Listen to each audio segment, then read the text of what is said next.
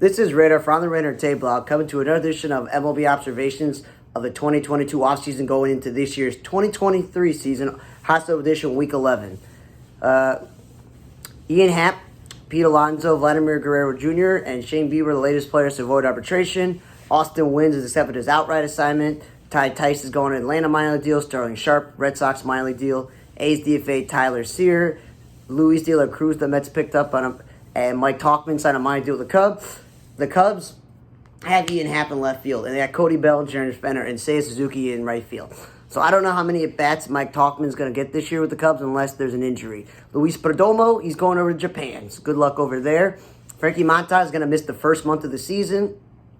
That's the problem with the Yankees. They're not going to win the World Series, especially because of rotation.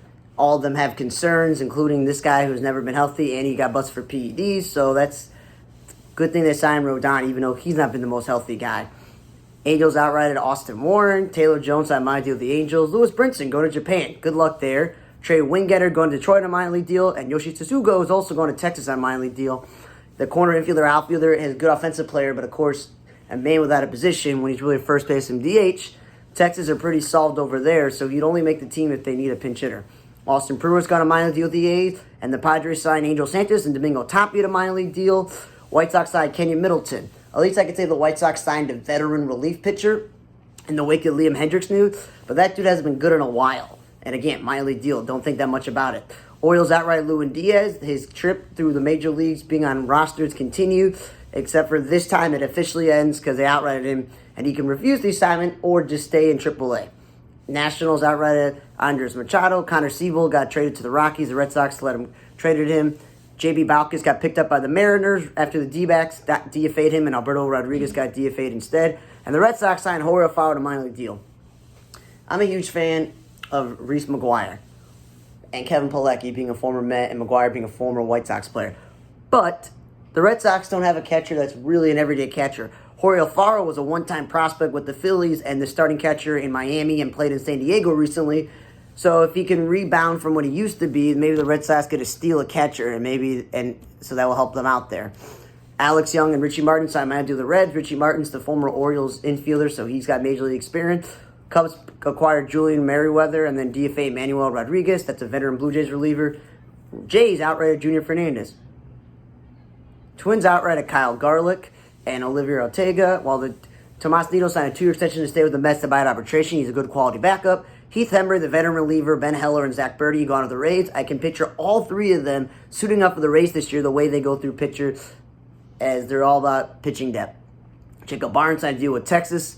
Elvin Rodriguez, Trevor Kelly, again, more Rays pitchers I assume are going to pitch for them this year. Reds have outrighted Matt Reynolds. And Ryan Tapia signed a minor deal with the Red Sox. The one-time starting outfielder of the Rockies and platoon guy in Toronto signed a minor deal with the Red Sox, who right now have Kiki Hernandez, a shortstop, second baseman playing center field, Verdugo, and the foreign Japanese import that they got.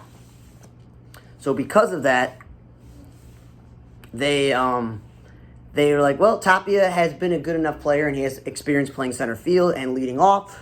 So that'll be good organizational depth to be a fourth outfielder level, because that's pretty good on this team right now. And Ronald Guzman signed a deal with the Giants. They just let Brandon Belt leave in free agency and Longoria. So Ronald Guzman may play on this team and get some first base DH spot, but I'm not holding my breath. Marlins DFA Daniel Castano. Reed Garrett under the Orioles a minor league deal. And the Twins extended Chris Paddock to a 3-year deal. For those who forgot about Chris Paddock, he had missed the whole entire season due to Tommy John surgery. So this is a good move to lock him up because he's going to be healthy. And they're going to have some pitching depth there.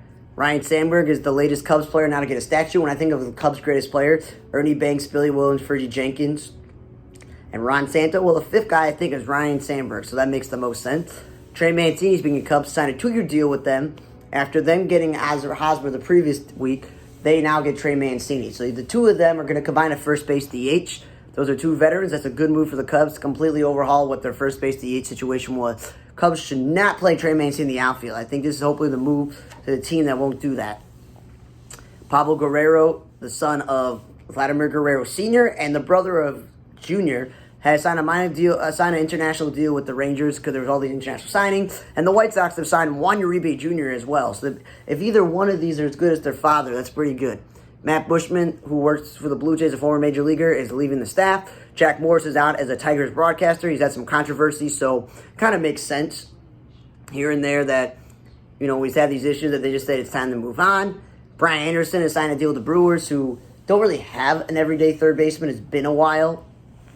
They've tried guys over there in the past, but they don't always play every day at third base. So getting him, he's not going to have to play the outfield, hopefully, that he'll be good for them. And the Red Sox also picked up Adam Duvall. They just signed Justin Turner to be the DH, okay? And they have them sell so many first basemen, which is why they, cut Eric Hosmer. And you still got Bobby Dell back, and they got this Tristan Cassis dude. So, I don't really know where Adam Duvall's going to get his at-bats unless they put Verdugo or the Japanese guy in center field. And then Duvall plays left field, and Kiki Hernandez goes back to playing the infield, which would probably make the most sense because Trevor Story's going to be out with an injury and they don't have a second baseman. That you move Hernandez back into the infield and let Duvall play left field or right field. That would probably be the best bet. Kevin Pillar signed a deal with Atlanta. They're not playing, man. They're like,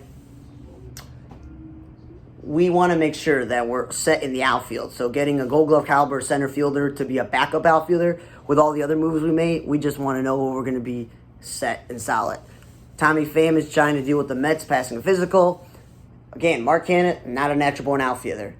Darren Ruff should never be playing the outfield. He and Vogelback are obviously going to be splitting at bats at DH and the occasional start at first base. But it's really because Marte missed a lot of time last year with his injury and almost got an injury concern. So Tommy Pham would help them out depth-wise. And the Mets also have announced that Howard Johnson, the former third baseman, Al Leiter, the former starting pitcher, and broadcasters Howie Rose and Gary Cohen are joining the Mets Hall of Fame. So congratulations to them. Tigers have hired Tim Fedorovich to be their catching coach. He's a former third-string catcher who's bounced around from team to team, mostly with the Dodgers. So he must know catching, so it's a good move by them. Aroldis Chapman has signed a deal with the Royals, who don't really have a closer. So if he rebounds in any way or function, the Royals are not a playoff team, he can flip the deadline. A little disappointed the White Sox did not go and sign this guy with the news of Liam Hendricks, because that would be a good buy low, sell high move. Tommy La Stella, though, signed with the Mariners. I was like, I know nobody's going to claim him off waivers because he was going to make so much money. But I'm surprised the Mariners signed him after they already just picked up Colton Wong. And they traded away a few of their other infielders and some of their other guys. So he's going to probably get in the mix of outfield at bats. But also remember, Tommy La Stella's a utility guy, so he can play everywhere. So that's interesting. But they DFA'd Justice Sheffield, one of the only starting pitchers that I could name over the past few years until they made some more moves to the rotation. The one-time Yankees prospect. Somebody will definitely pick this guy off waivers because he still has the talent. It just hasn't been the most consistent or healthy guy.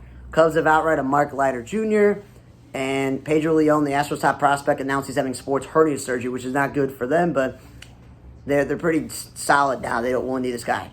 Derek Rodriguez re-signed a minor deal with the Twins again, organizational depth. Cubs have DFA'd Anthony Cade after they just picked him up. Tres Barrera signed a minor deal with the Cardinals, so again, organizational depth. And the Pirates have DFA'd Miguel and Duhar. The biggest news today was that Luis Arraez, the Silver Slugger all-star second baseman who the Twins played at first base, left field, and DH and third base, who has nowhere to play because they thought Polanco was so bad defensively at shortstop, they moved Polanco to second base, and they had Gio Urshela last year at third base, and they had, Juan Miranda and all these other guys in the team all over the place, that the most at-bats he got this past year was DH and first base. That, people are saying he's a first baseman when he's not. It's not like he's a bad defensive player. He's never really played the second base all season long because of the other guy. So the Marlins say, we're going to get this guy because the Twins go, we have too many infielders. So we brought Correa back. As I mentioned, they got Juan Miranda. They signed Joey Gallo, who could probably DH in first base if he's not going to play left field. And I mentioned Polanco, and they also acquired Kyle Farmer as well. So they have a lot of guys on their team that can play the infield. So they're like, yeah, we could definitely use a frontline starting pitching. Not number one, but more of a number 2 or 3 in Pablo Lopez, who has been an all-star caliber. He's no Sandy Alcantara of the Marlins, but he's very good. And it's not just that the Twins also get this quality starter in Pablo Lopez. They get Jose Salas and another prospect. So it's like, wow, you get 2 prospects and a quality starting pitcher for an extra guy that we have, and we weren't sure where he was going to play. I think the Marlins don't win this trade because they just picked up Gene Segura, And I've already mentioned on the podcast and this video that he's stupidly going to play third base, even though they have Joey Wendell and John Birdie and Miguel Rojas and Jazz Chisholm, who was an all-star last year, all as infielders. You're not going to say to Luis Ariz, well, you're going to join a team where there's nowhere to play, so you're going to play first base or DH. No. He's not a first base nor a DH. Play him as second base. He kind of reminds me a little bit of Rod Carew. Now, Rod Carew's a Hall of Famer, but this dude just gets hits after hits. Batting title dude. He's the guy that broke up Dylan Cease's perfect game with a little bloops hit there. Like, that's the type of guy you want. Now, I don't know if the Marlins are now, because of him and Gene Segura being in the infield, the likes of Joey Wendell are going to be gone. Now, obviously, Miguel Rojas got traded. So, obviously, I made a mistake there. Miguel Rojas got traded to the Dodgers. But what I'm getting at is Jazz Chisholm going to line up as shortstop? And Gene Segura is going to line up at second base, and Ariz is going to play third base, or is Ariz going to actually play second base, and Segura is going to play shortstop, and, or you could play Ariz at third base. Like, that's the question are they going to move Chisholm back to his natural position, or are they going to move, Gene Segura to his natural position? I'm not sure, but that would be interesting to see what they do there, but they just added to a clutter of stuff. The Royals announced that Mike Giustelli will be back managing the minor leagues, and he'll be joined by Dave Johnson, Brian Ratchmaner, and Chris Nelson. Tommy Shields will manage the Double-A team, which takes over for former guy Chris Widger. He gets Larry Carter and Andy LaRoche, former Major Leaguer, the brother of Adam LaRoche, and Christian Colon, the former Royals player. Brooks Conrad, former utility man's managing Single-A with Ryan Powers, Derek Lewis, and David Norota. And Tony Pena Jr.